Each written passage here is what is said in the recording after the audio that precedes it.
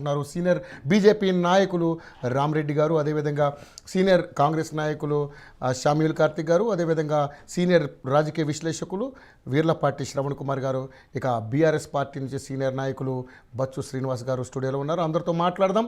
నిజంగా మన తెలంగాణలో బీజేపీ పరిస్థితి ఏ విధంగా ఉండబోతుంది? ఎందుకంటే గతంలో బీఆర్ఎస్కి 10 ఏళ్ళు అవకాశం ఇచ్చారు.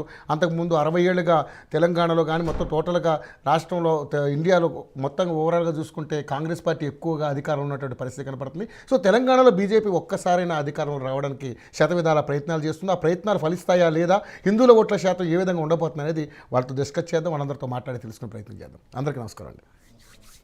ముఖ్యంగా మీదే కాబట్టి పాయింట్, సరే మీ దగ్గరికి వచ్చే ముందు వీళ్ళ అభిప్రాయం తీసుకుని మీ దగ్గరికి వస్తాను. ముందు ముఖ్యంగా ఈయన అభిప్రాయం తీసుకుంటాను.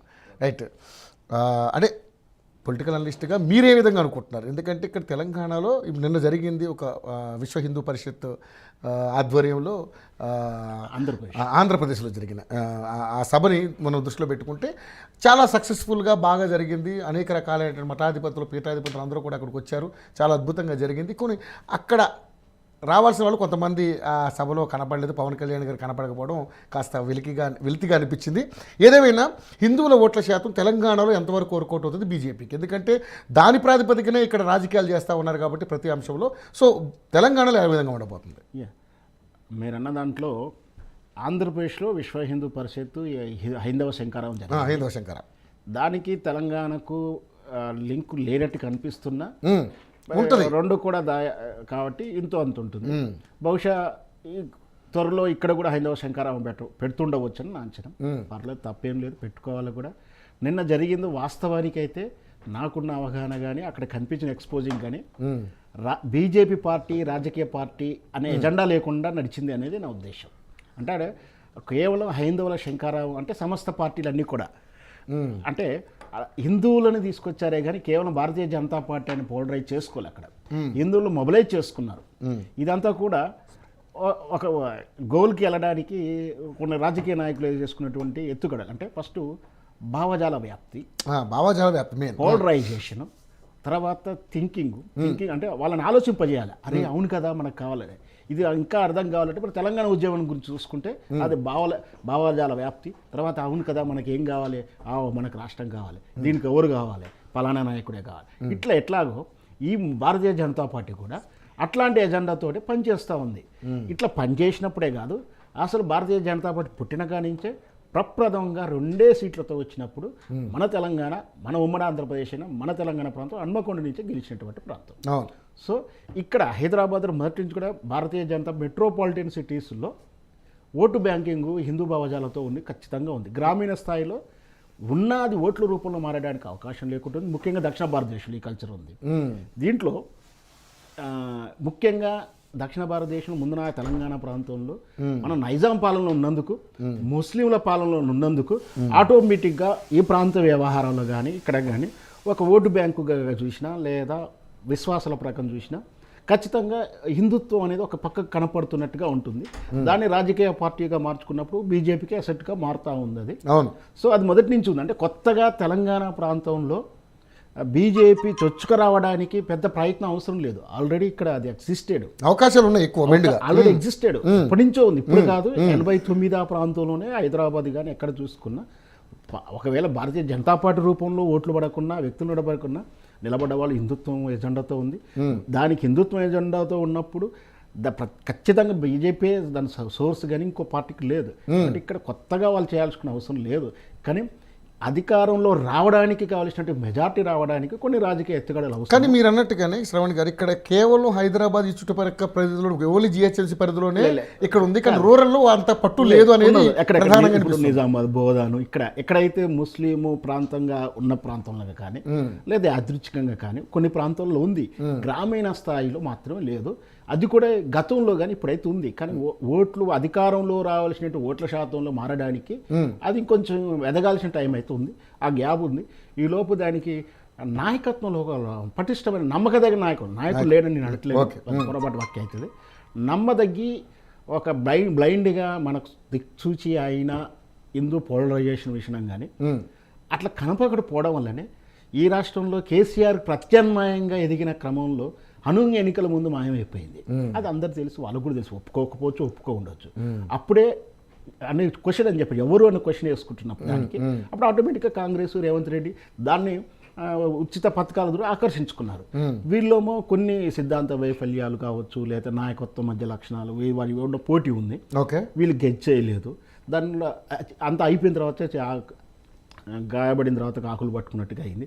ఆ పొరపాటు మళ్ళీ దిద్దకుండా ఉండడానికి ఇప్పుడైతే ప్రయత్నం చేస్తూ ఉన్నారు.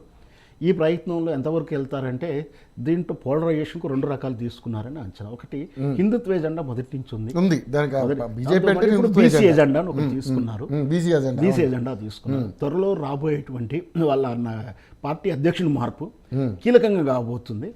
దానికి మరి చార్మిషా ఉన్నటువంటి బండి సంజయ్ గారిని హోమ్ మినిస్టర్ చేశారు. హోమ్ మినిస్టర్ చేసిన ఆయన అగ్రెసివ్గా పోలేడు, వాస్తవానికి ఆయన కూడా కొన్ని సందర్భాల్లో పోతున్నాడు.